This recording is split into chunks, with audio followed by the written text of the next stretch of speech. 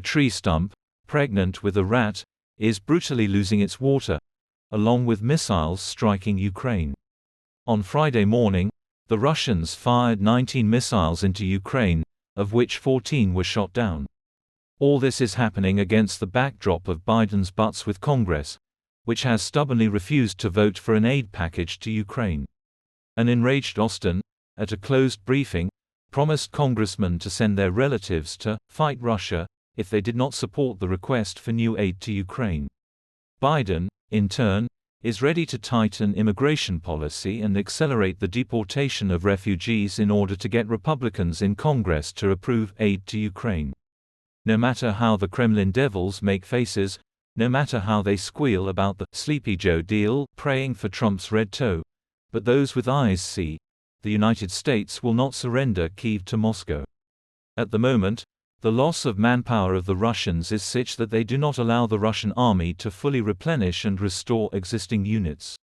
Deputy Assistant to the U.S. President for National Security Jonathan Fehner announced plans by the end of 2024 to force the Kremlin to negotiate on Kyiv's terms.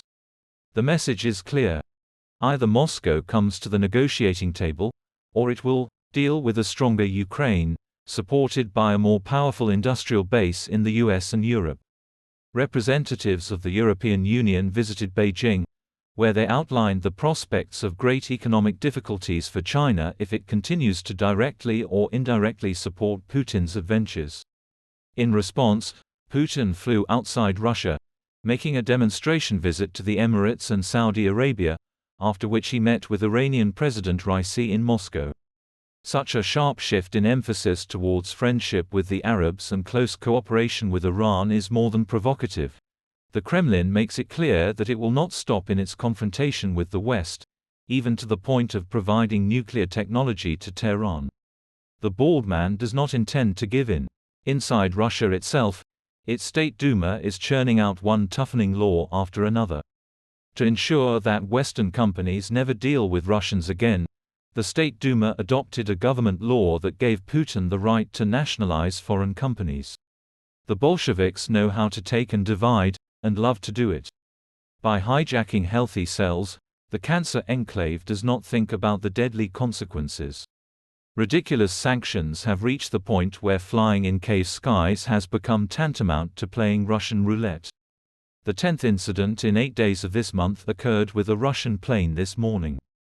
The Boeing 737 of S-7 Airlines returned to Tolmachevo due to the threat of fire in both engines. There were 176 passengers on board the Novosibirsk-Moscow flight. Whether they found it funny during the incident is not reported, but the chickens laugh when they look at the price tags in supermarkets.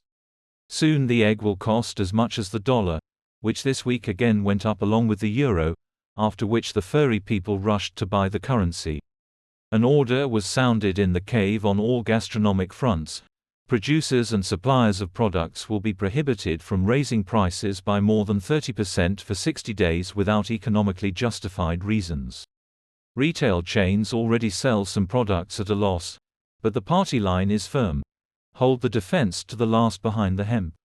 On March 17, it is necessary to drag 70% of the electorate to them by the nostrils and force them to resolutely stick their noses in.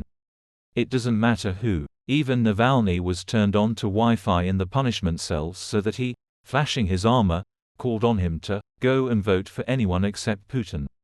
The entire state machine went into prenatal mode. The chairman of the Human Rights Council, Valery Fadeev, proposed creating an institute to monitor the work of Google and other information corporations. Not a single enemy should squeak in defiance of the general chorus of sycophants. And Yakut officials completely prohibited sending petitions to them from enemy resources, Google, Hotmail and other foreign mail. Only from Zoniv's domains, completely controlled by the KGB administration. The cave is filled with stone from the inside and filled with concrete from the outside. No one understands how this rat sect will survive. But it will be enough for 6 to 8 years. And then there will be a lot of blood, showdowns and boyish feuds. As always, they would have bent the West, but the vertebral hernia did not allow it. The main thing is that no one then demands to feed the starving cannibals with chicken legs. So that not a single compassionate face is moistened with tears, looking at the furry people, as he is now looking at Hamas in panties, crawling out of the dungeons under IDF machine guns. It's a difficult task for empathetic meat, to watch a monster die without feeding it. But he will have to endure it if Europe and the West do not want to become his food themselves.